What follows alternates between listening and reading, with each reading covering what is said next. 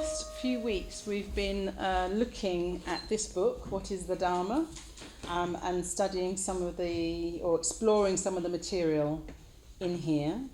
Last week, I think David Mitchell looked at a topic called The Texture of Reality, which was looking at our sort of conditioned world, which was impermanence, our sort of experience as impermanent, sort of not having a fixed self and unsatisfactory. So I think that's what he did last week. I wasn't here, but I think that's what he was exploring.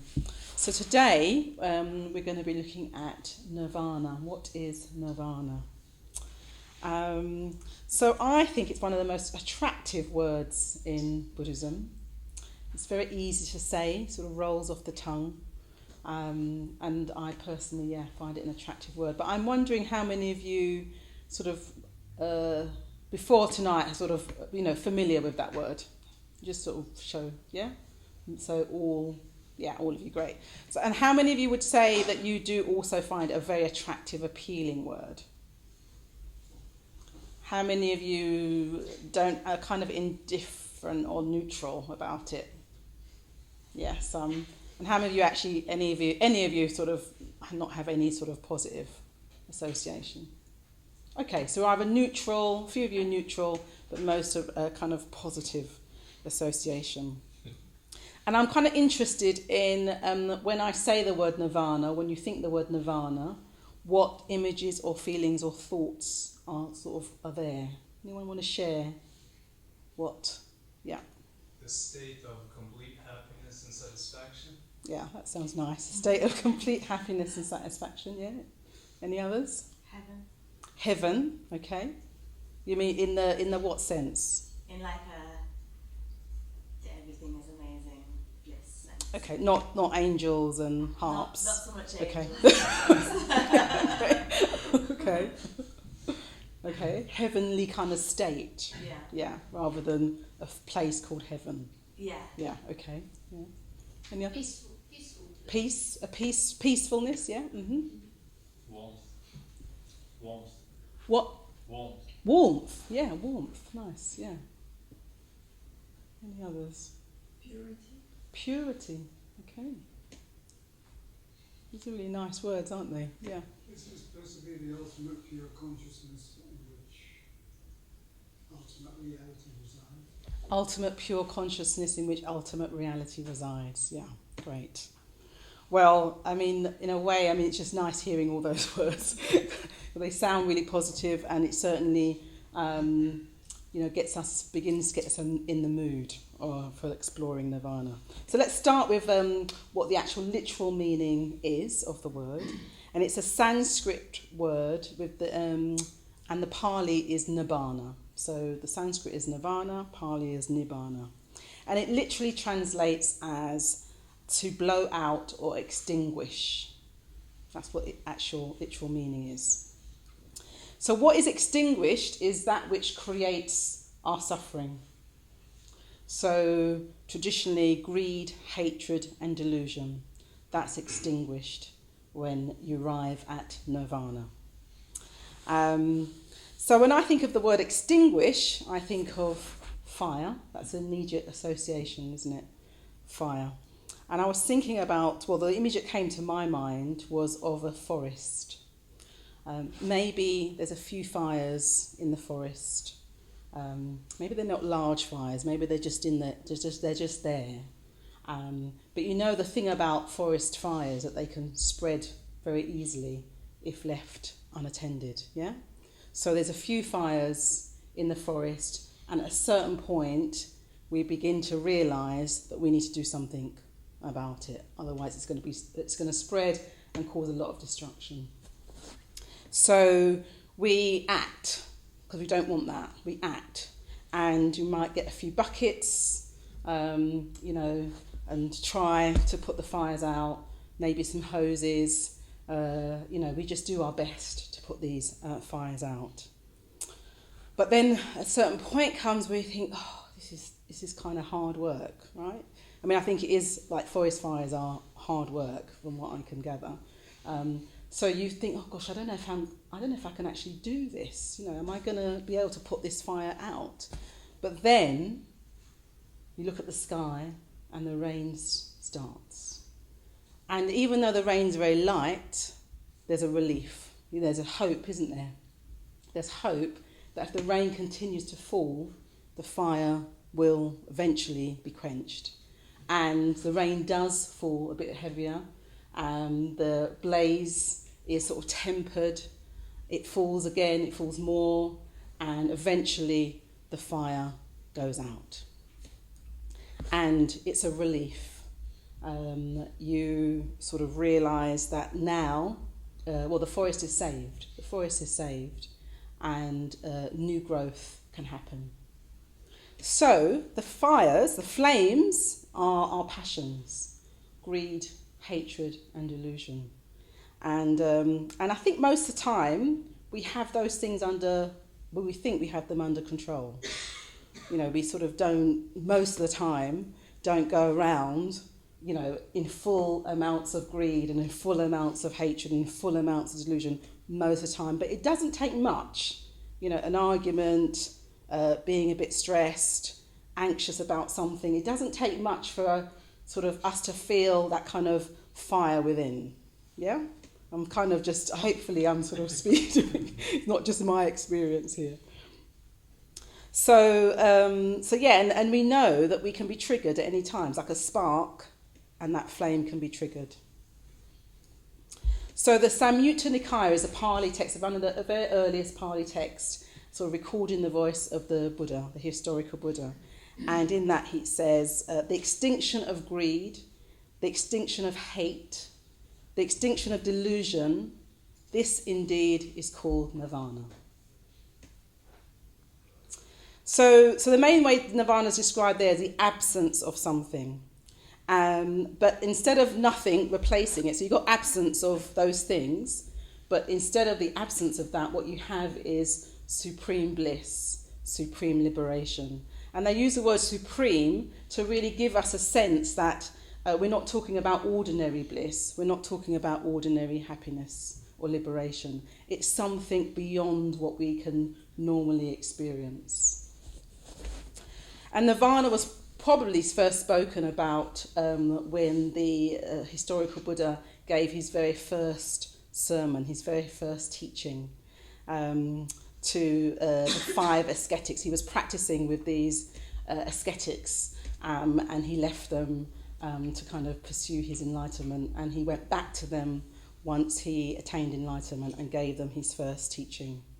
So let's just do a recap generally. So the Buddha to be, Siddhartha Gautama, is his name. So he leaves home and, he leaves his status, his inheritance, his family, everything, goes off on this quest, has lots of sort of adventures, goes through a lot of difficulties as well, a lot of hardship. But he knows that there's something that lies beyond old age, sickness and death. He just knows there has to be. So he's really determined to find that. And a really pivotal moment comes after he's done his sort of periods of sort of hardship and asceticism. He realises that's not the way.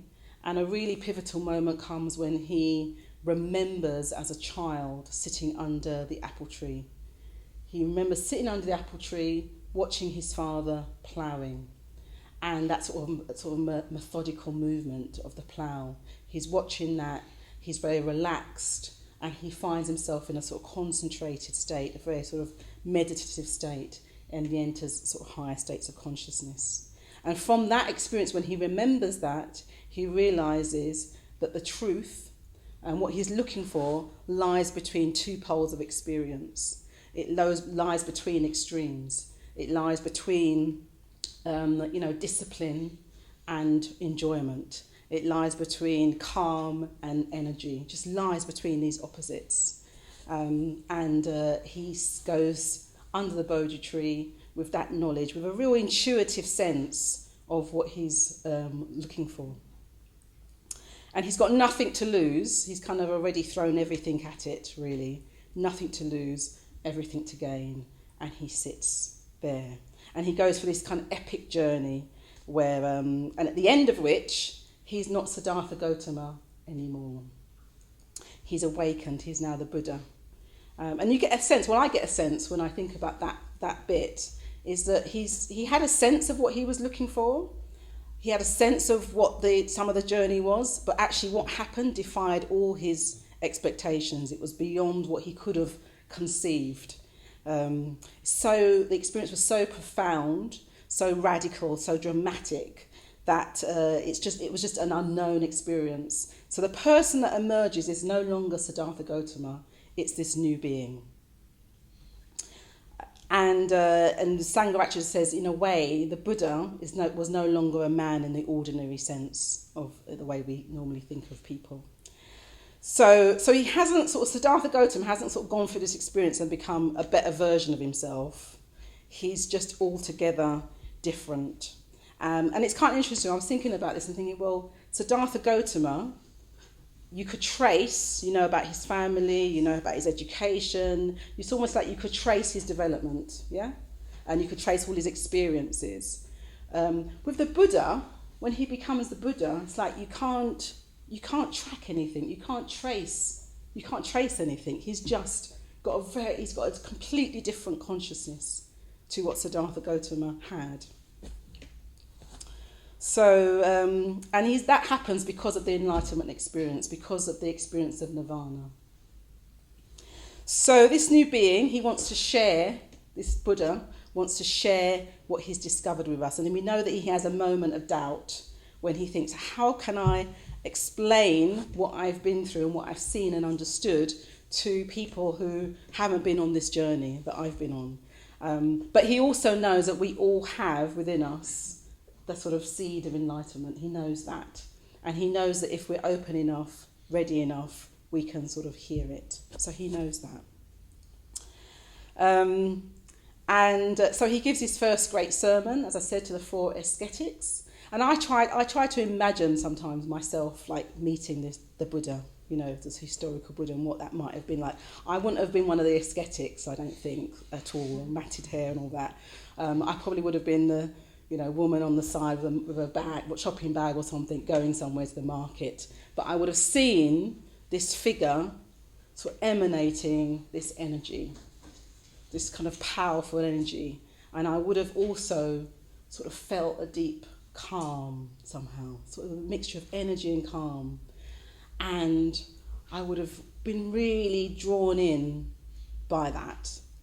And then when he looked at me, imagine he did, I think I would have just felt this real love somehow, just this love coming from him. And I think I would have also thought, well, it's almost like he knows what I've been through, or he has a sense of what I've been through, and also sees my potential. So I can imagine that, that sort of experience. And I imagine that the 5 ascetics, well, he did know them, or they knew him, and I imagine that they were, once they kind of realised he was something altogether different, I think they would have been very open to what he had to say. So the first thing he says is, he says something that we can all relate to instantly, and that is, life is unsatisfactory, it's suffering. And we can all relate to that, no matter where our starting point, we can all connect with that. And we would have, I would have, and that if I was listening to that, I would have thought about all the times that things had been unsatisfactory. So he would have said that, and I would have felt it. I would have said yes. And then he says that there's a cause of this suffering. So this is interesting because, I think often we think, why don't things work out? Why does life feel difficult? Why are other people difficult, irritating sometimes? Why can't things go smoothly? And then we might have all kinds of theories about it. In fact, the world is full of theories about why things don't work out. Politicians have their theories, and self-improvement, development people have their theories. Everyone has their theory. But none of the theories stick, really. They don't hold to all situations. So when the Buddha says the reason we suffer is because of craving, in a way I think, gosh, that's almost simple. That's a really simple sort of response. But we begin to ponder that. Well, is that true? Is that true that our suffering is to do with craving. So we kind of ponder that and we begin to realise there are times that when we have craved, and it takes all forms, it causes us problems. So we begin to see the truth there. And then we're thinking, well, I definitely, by this time you definitely know you suffer. That's absolutely true. You look at the world, and I just have to look at your own experience. You look at the world and you see it, and then you want to know, well, what next? Is that it? So when the Buddha then says, and the third noble truth is, there's an end to this suffering, and it's called Nirvana. We hear that word. It's a relief. It's a revelation and a relief. So it doesn't have to be like this. My experience doesn't have to be like this. So it's a real relief. And then he says a fourth noble truth is there's a path. There's something you can do to go from where you are, a state of suffering and unsatisfactoriness, to a state of complete rest and happiness, complete peace and happiness. And there's a path that takes us there. So, in a way, you think, well, yes, I don't know. You might think, I don't actually know if it's all absolutely true, but I know where I am now, and I know I want to move towards more happiness. So you start meditating, you might go on retreat, you might, start reading more about Buddhism. So, but the main thing, you're ready. But there's a little warning here. So we have a little warning. And I said that the Buddha wasn't an improved version of Siddhartha. He was a totally different being because of the experience of enlightenment, Nirvana. So Nirvana is out of our normal frame of reference. It's beyond our words and concepts. So everything I say today, and probably most things you read about Nirvana, is hopefully orientating in a particular direction, but it's not the experience itself. It's not the truth itself. It's orientating us to be open to an experience of that sort of connects with that, but we can't describe it in words. And that also means that when we are sort of setting out on the path to Nirvana, it's not like other paths. So normally, if you think, well, okay, I want to get fit, you'll, there's a whole sequence of things you do. You sort of, you go running, or you sort of start eating healthily. If you want to, get a new job or climb the professional ladder, then you update your CV and you go on some training and you do your LinkedIn and all those kind of things. It's kind of like we know there's a whole load of things that we can do. And then when you think, well, I want to be happier, and there's this thing called Nirvana, you could see that if you you could think about having a similar approach. So you could think, right, okay, I'm not too happy at the moment. I want to be happier. So I'm going to really try and be happy. I'm going to be really positive. I'm going to really sort of try and see the bright side of things. I'm going to really make an effort to not get annoyed with my colleagues at work, or whoever. And you really, really try. And at some point it feels a bit of an effort, but you keep trying because you want to attain this state of happiness. So you keep trying, but it does feel hard because things are still not going the way you want them to go. People still can be a bit annoying, and you still don't get what you want when you want it. So you just kind of think, and then you think, well, I don't know if this thing works.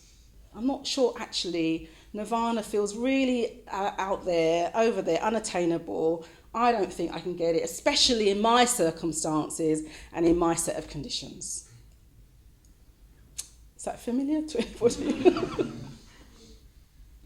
So, that approach to sort of arriving at Nirvana doesn't tend to work. And Sangharakshita, in the chapter on Nirvana, he says, no progress, as I'm quoting him here, no progress can be made till we come to terms with our actual experience, till we get to know our unhappiness in all its comings and goings, till we learn to live with it and study it.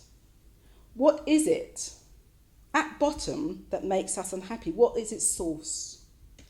So the first step at arriving at Nirvana is knowing truly, understanding our unsatisfactory nature of our lives.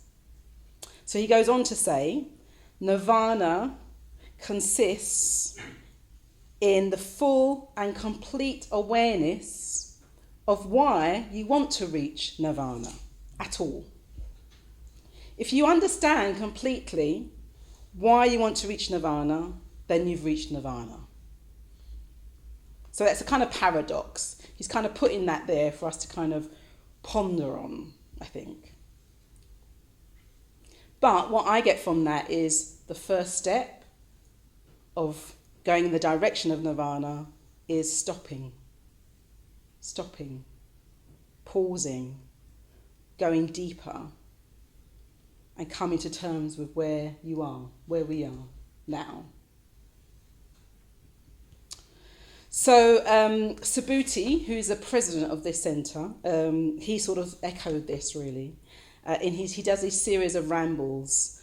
He comes and sort of talks, and he's doing that in a couple of weeks' time, isn't he? So a few weeks' time. So definitely recommend that. So he was here last year, and he was talking about how we approach, this nirvana, or he called it the unconditioned.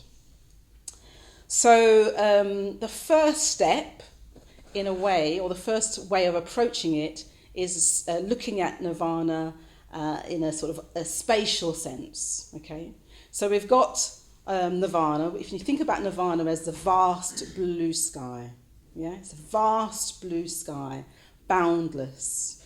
It's scintillating. It's dynamic. There's levels and layers of dimension in this blue sky. So that's nirvana. And then where we are, our conditioned way of relating to the world, that's called samsara. So samsara is, it actually literal meaning means wandering, continually moving. So we've got nirvana, which is this vast blue sky, and then we've got samsara, which is our conditioned way of relating. So in a way, I think of it as, nirvana, samsara is contained within nirvana. So there's samsara. I've got a kind of sphere shaped here, and here's nirvana. So we begin to arrive at nirvana, or at least experience it more, by relating or understanding samsara. Yeah? Because what we're doing here, we're this kind of our experience of samsara, we see things as fixed, it's limited, it's confined. We have very fixed ideas about ourselves, very fixed ideas about other people. We think things are permanent, we think things are solid. So it's all quite sort of rigid in a way and, sort of contained. But the more we explore our experience, and we've been looking at that over the weeks, the more we explore our experience, the more we see, actually, are things fixed? Are things permanent? We begin to see that they're not. We begin to see that, I am a flow of conditions. I came about through various conditions coming together. My experience of my day is various conditions coming together. This chair is various conditions coming together. So we begin to kind of realise that things are not the way we see things. And we begin to sort of almost see beyond the fixed boundaries that we've created in our minds. And from that, our vision, our view of things begins to expand. We see more of ourselves, and we can see more of other people, because we're not confining and containing everybody in a very particular view. So, yeah. So we're basically able to get by exploring the conditioned in this way, by exploring samsara in this way, we begin to see beyond it. We begin to access more what this bigger space could be. So let me pause there and see if there's any immediate questions.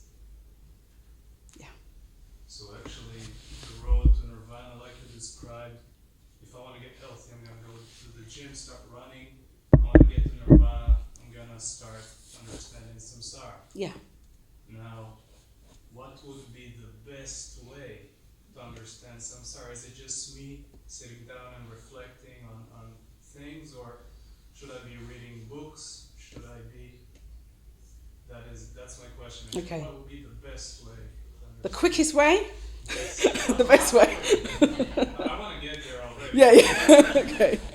So I think all of the things you've said. So meditation is key. So we have the threefold path. Yeah. So there's meditation, ethics, and wisdom. And that's just those just three methods are just very simple. So in a way, it's one to remember. So with meditation, what you're doing, you're stopping, you're examining your experience. You're also cultivating qualities as well. And you're actually getting to grips with your conditioning. Because we've come with so much conditioning, we've come with so much, well, you could call it, baggage, but really it's just various things, come with so much views of who we are and what the world's about. So actually just meditate and you begin to examine that, explore it, see what's real, what's not real. So that's a very important thing.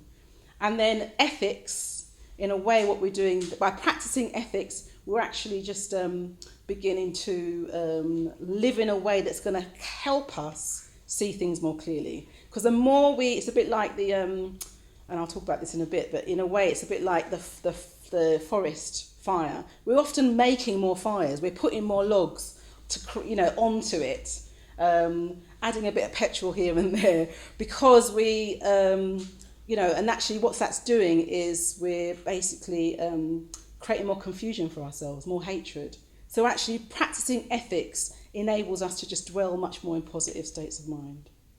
And then study, reading, talking about the Dharma with others who also practicing the Dharma is also really important. Because again, what we have ideas, we bring all kinds of ideas to our experience. So when you're talking with others, you're beginning to unpack your experience a little bit and actually explore, well, again, what's my conditioning? What's my conditioned response on what actually is the truth? Yeah? Thank you. Any other questions? I think through service to others, through dedicating your life to others, Yes. it's like, I think it's one of the fastest learning. If obviously you really dedicate it.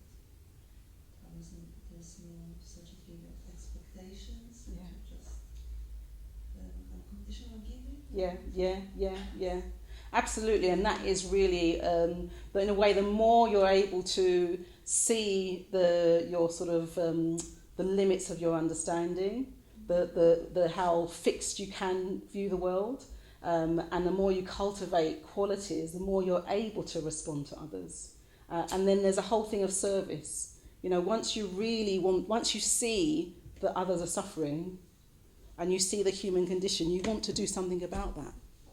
You realise it doesn't have to be like that. So yes, you want to help others, and in a way, it's you grow through that as well. Yeah. So thanks for that. I find the translation of samsara into wandering very interesting. Yeah, it is. Yeah. Because it's funny, because I've always associated wandering with exploration, with discovery. And I mean, even the Buddha, his attainment of enlightenment came after he'd been wandering for, I don't know actually how long, but, it came, he had to go wandering in order for that to happen. So one thing that I find difficult is this notion of a path.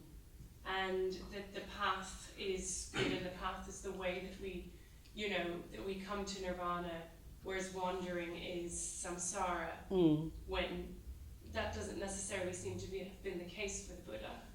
So when I think of the Buddha, in a way you could say, yeah, he went wandering, but I guess I don't see it like that, because I think the Buddha was very clear about what he was doing. So when I guess the connotation for wandering in this sense is a sort of wandering, and it's not necessarily with a really strong purpose. So we can wander, we can sort of go through our life experiences, and we learn a bit of this, and we do a bit of that, and we accumulate, we do the things we think we should be doing, but it's not necessarily with a very strong, actually this is what I'm ultimately trying to achieve, yeah?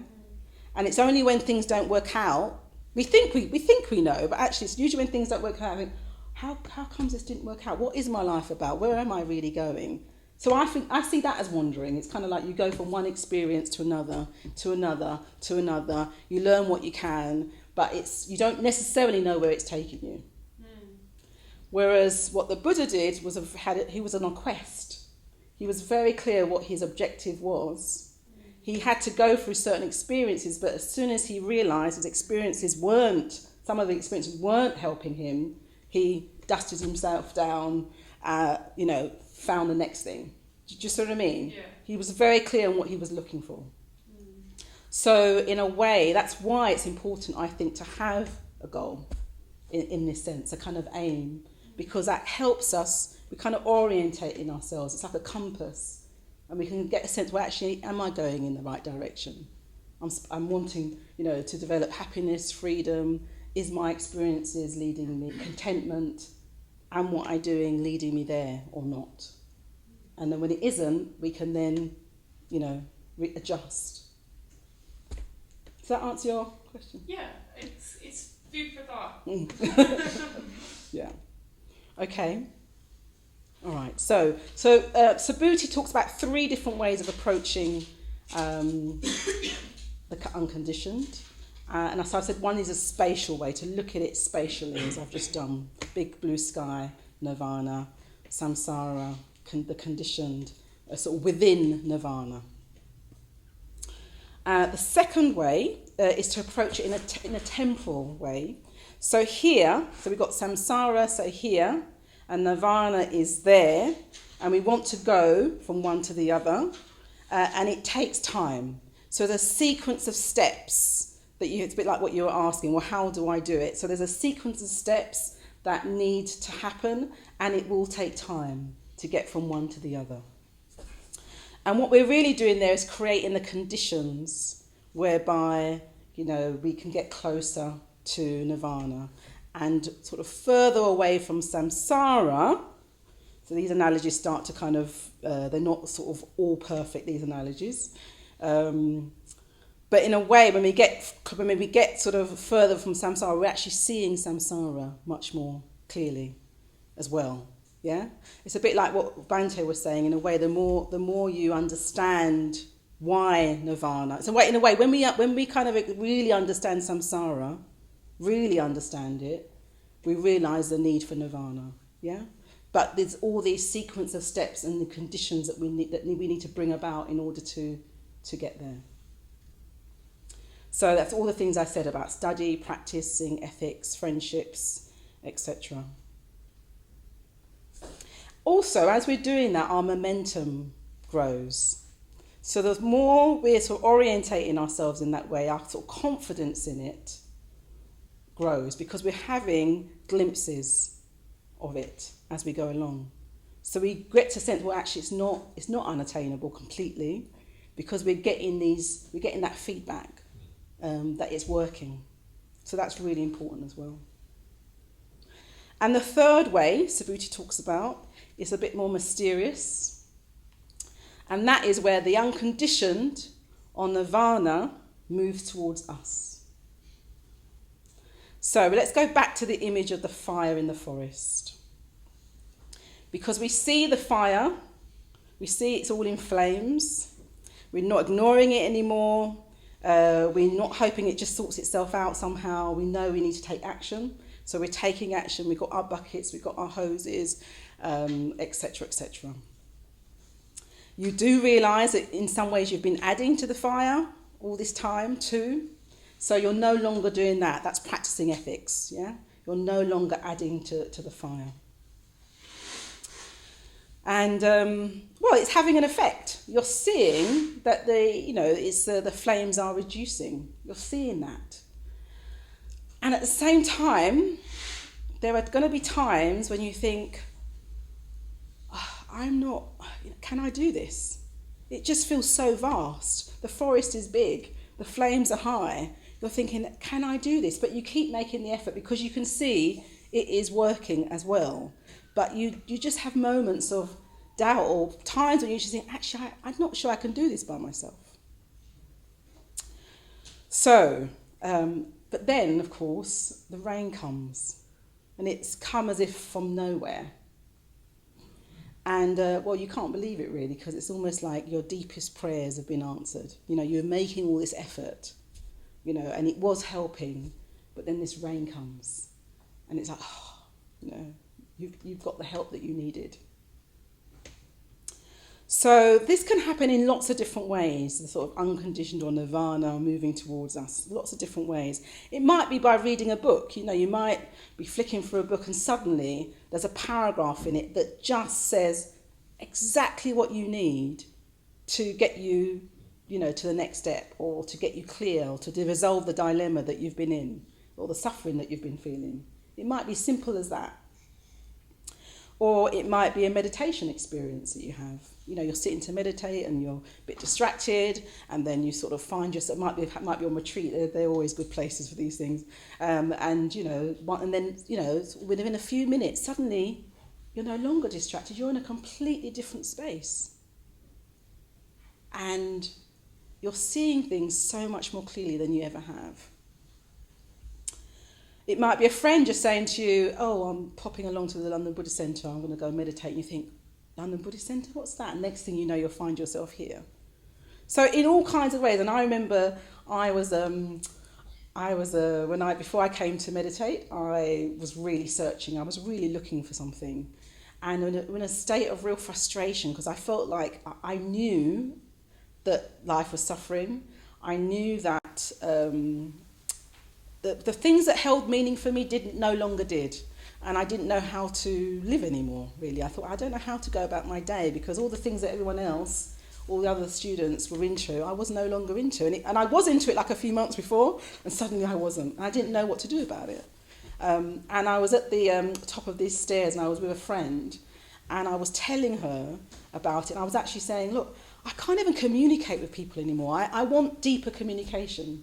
And every time I want to talk about these things, people were not interested. And she was really kind as she listened to me, but she didn't quite know what I was talking about either.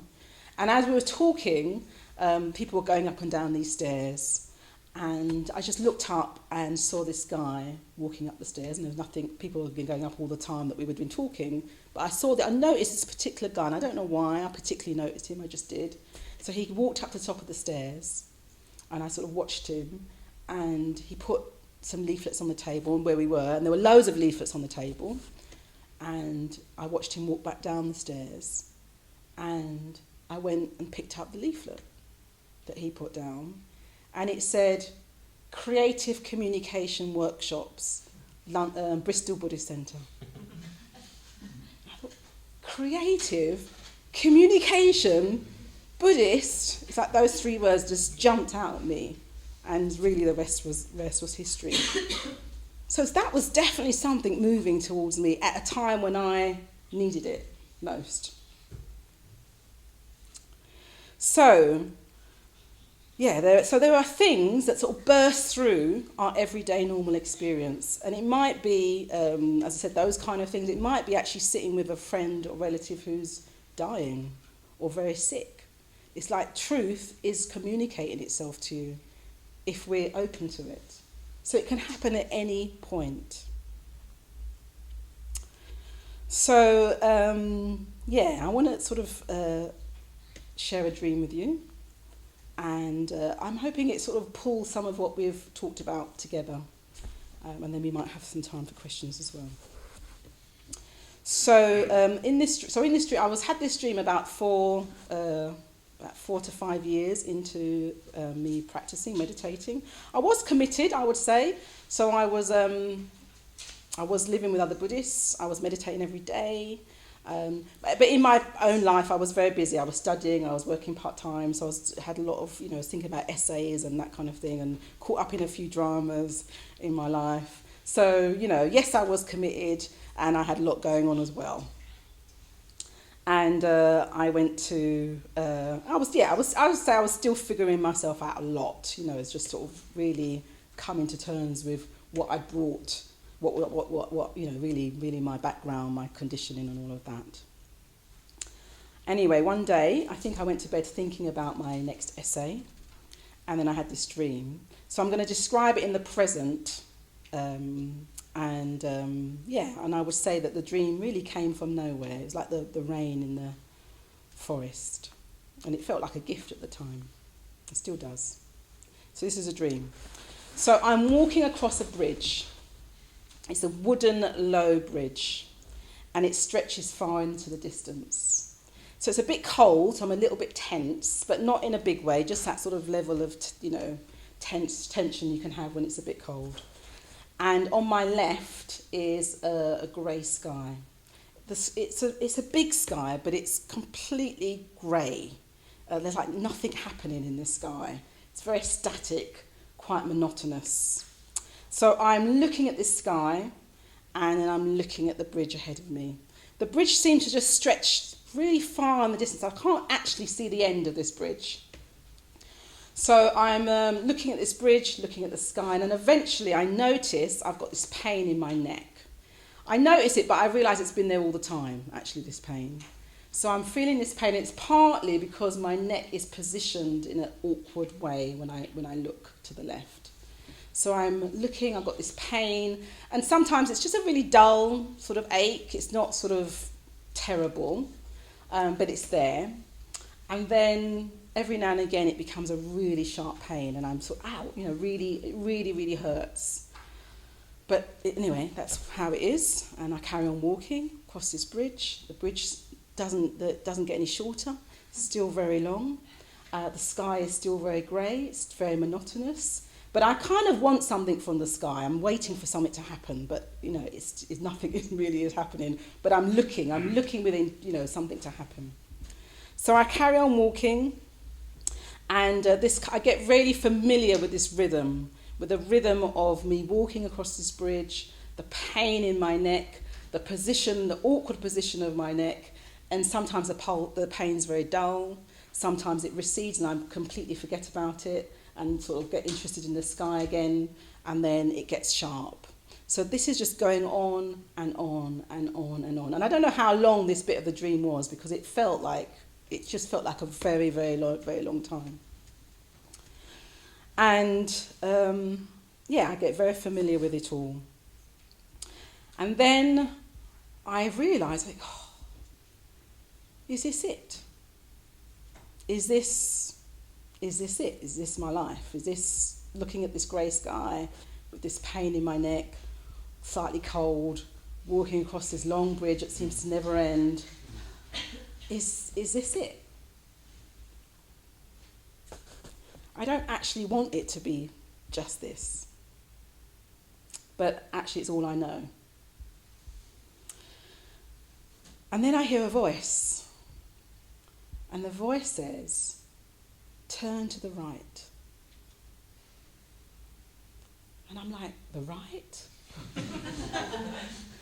There's a right? So that's like a completely new concept to me. And I carry on walking across this bridge and looking to the left, the pain coming and going. Not actually sure I want to turn anywhere. I'm kind of used to it. I'm used to the sky. I'm still waiting for something to happen in this sky.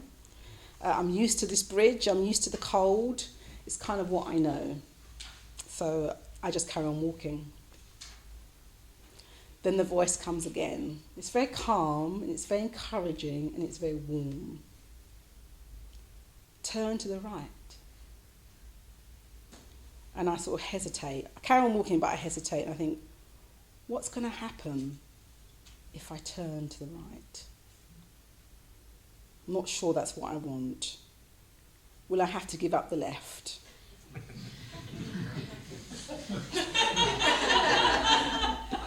Because it's not so bad, really, is it? Pain isn't always there. So I carry on walking, and then it gets sharp. I feel that really awful sharp pain. But the same rhythm, same sky, same interminable bridge, same awkward position, same tension, same cold. So is this really all there is? There just has to be more. What is on the right? And will it ease my pain? So I realise I'm afraid. But then I also know what's there to lose. You know, I can always turn back.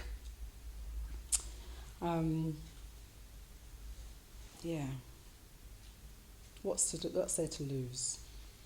So finally I stop. I stop walking. I stop wandering down this bridge. And I'm with my breath. So I'm breathing. And I turn my head slowly to the right. And I'm enveloped by warm sunlight, by oranges and deep yellows, and it's this pulsating, dynamic experience. There's an interplay, there's a communication going on. I'm part of it all. My body's still here, but I'm part of this whole bigger experience now. It's deeply calm, rich, fulfilling. It's an ongoing expanse, and it goes on forever, and I feel complete. I'm no longer driven by anything, and I'm not reaching for something or looking for something else. It's deeply peaceful and fulfilling. So I turn my head back, except the bridge is gone, and there's no left, and there's no right. Everything has changed, and nothing has changed. So that's the end of the dream. So I woke up, and I felt completely different.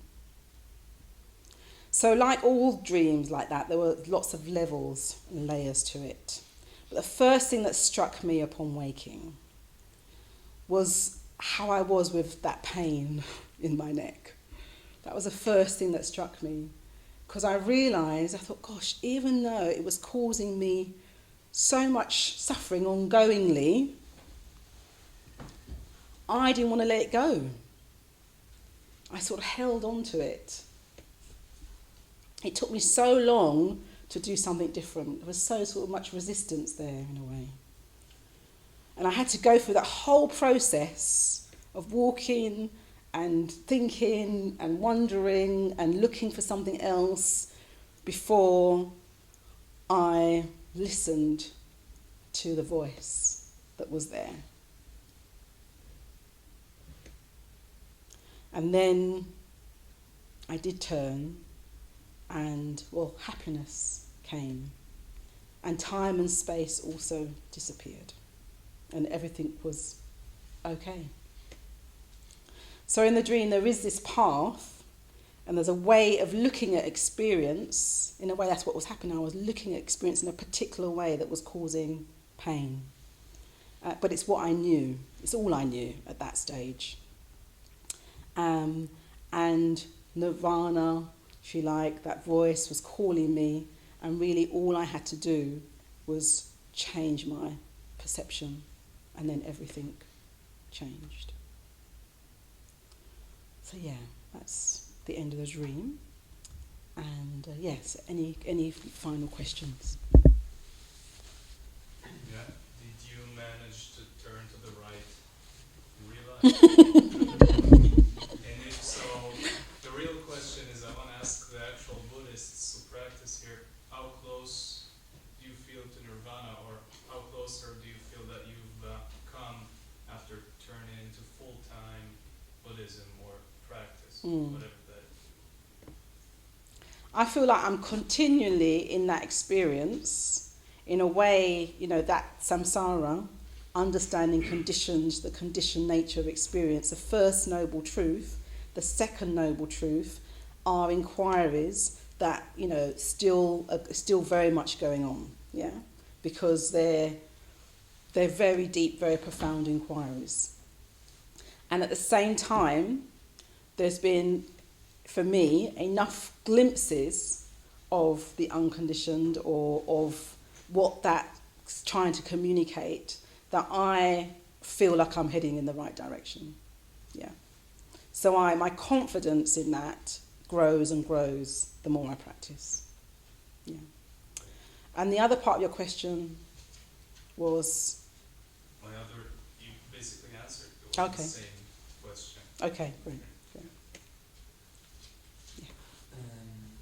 It's a bit related to the story you told, your experience standing on the stairs talking to your friend, because that's a bit how I feel right now. And then your dream right now helped me kind of answer my own question, but what advice would you give to a person if they're still waiting for that man to drop the leaflet or for the voice to tell you to turn right?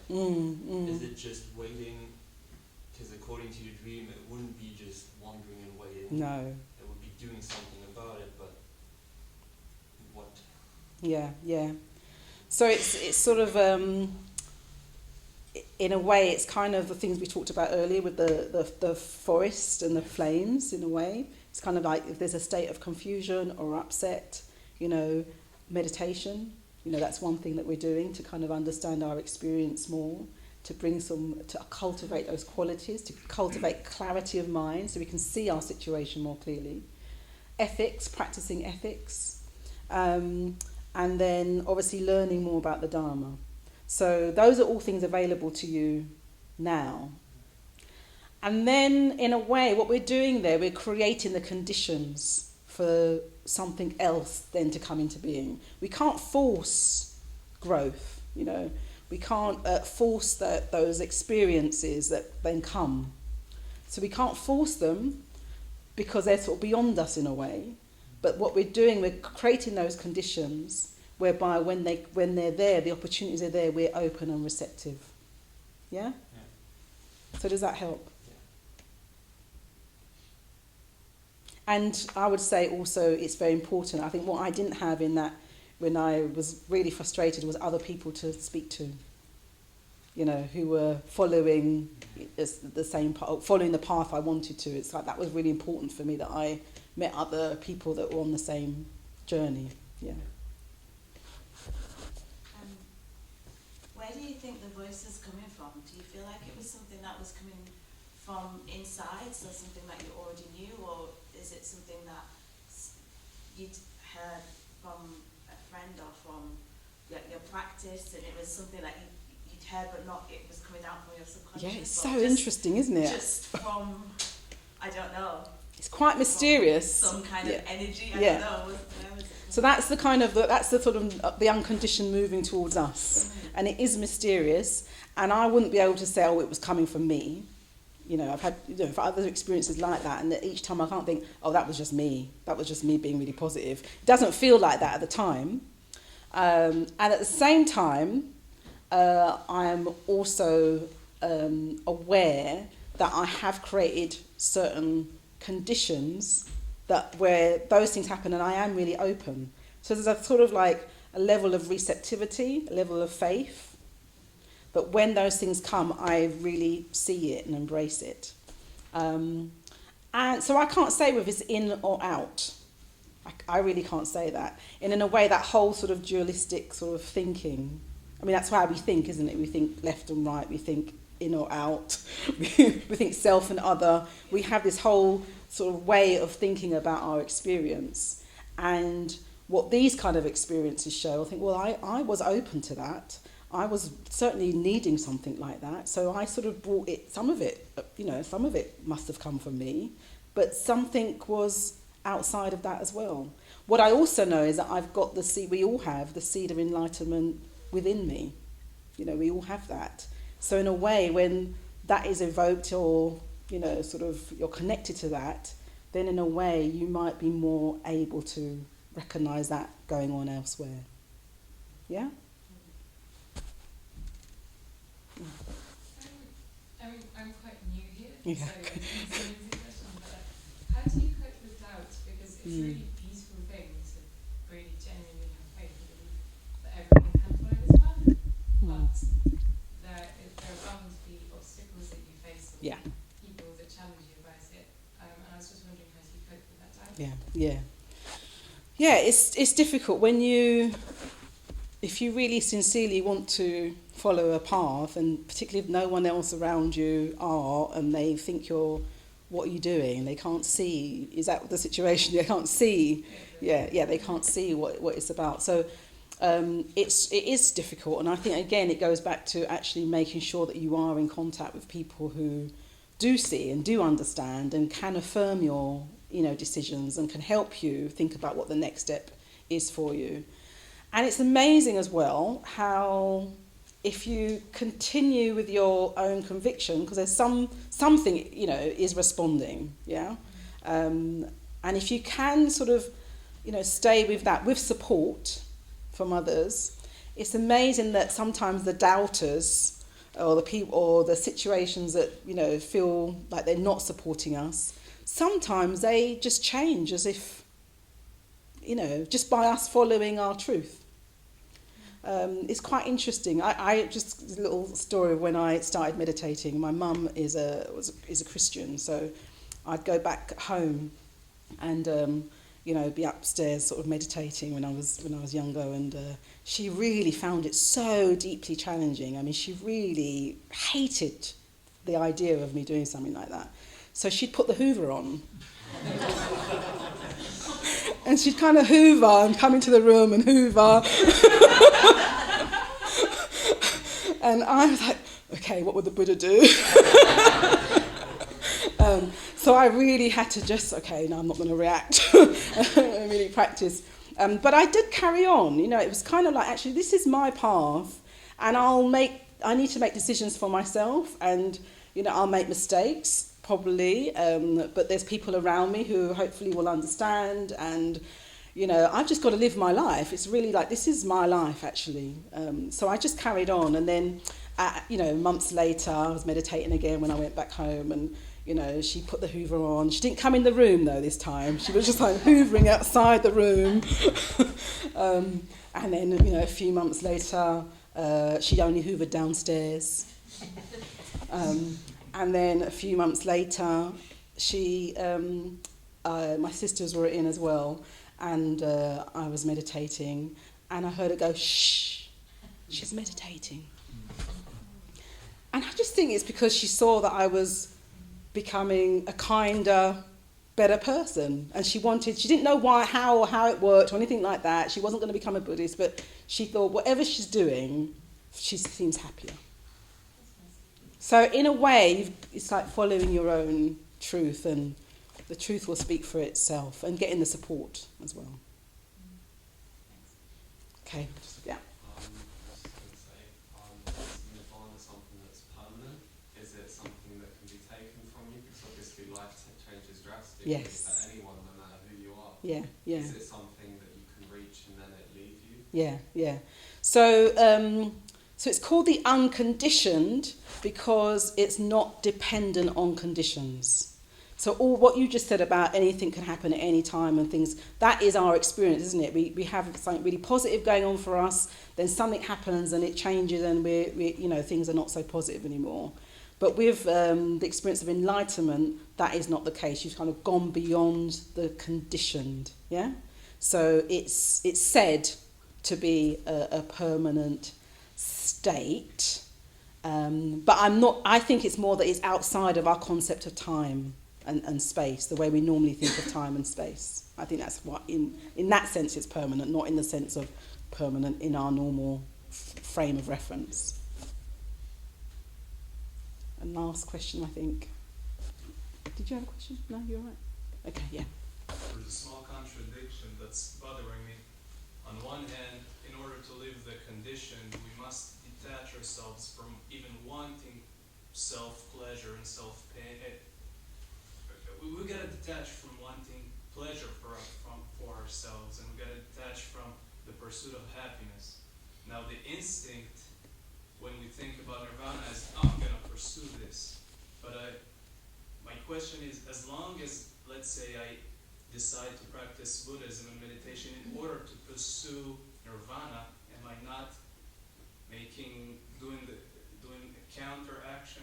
As long as I pursue happiness, I will never find happiness. As long as I pursue nirvana, I won't reach nirvana, but it's the contrary. I must detach myself from even wanting nirvana. So hang on. So you said that you've got to detach yourself from pleasurable. From wanting pleasure, from all the conditional things that I want, I got to detach myself. So I wouldn't. That's not the premise that I think is necessarily the most helpful one to start with, because if you're thinking I've got to detach oneself from pleasure or things that you want, it's kind of denial, isn't it, in a way? And what the Buddha, that's why that experience of the Buddhas under the tree was very important, because he said it's not, you're trying to find the middle way. You're not trying to do denial and denying your pleasures and denying all the things you want and indulgence. You're trying to find the middle way, yeah? So that's a really important starting point. Because anything actually, I want a good job and whatever it is you want to get fit, that's all fine. That's all fine. As long as you're trying to practice ethics and meditation, then in a way, you're exploring yourself, you're exploring your conditioning. That is the next step, yeah? So try not to think of it as denial. That's really important.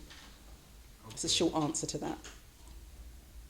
Okay. Was there another bit of that question? The second part is, would going into meditation in pursuit of happiness is not the wrong attitude, or going into meditation and this kind of lifestyle in pursuit of reaching nirvana, is that not the wrong attitude? I wouldn't say it's a wrong attitude. What I would say is we start from where we are. So we have an intention. We want to be happier. I think, does anyone want to be happier?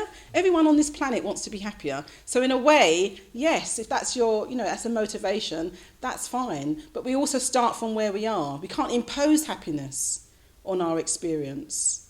So we start from where we are. We understand what Bhante said to Sangharakshita, that what is our causes of our unhappiness. That might be where our starting point is. And through that, you begin to untangle oneself from the things that are causing you to be unhappy, the things that are causing you to feel held back. You begin that process of untangling, to seeing more clearly, and from that, then you get glimpses of happiness. Yeah? Okay. Good. All right. That's our time. Thank you very much. See you next week.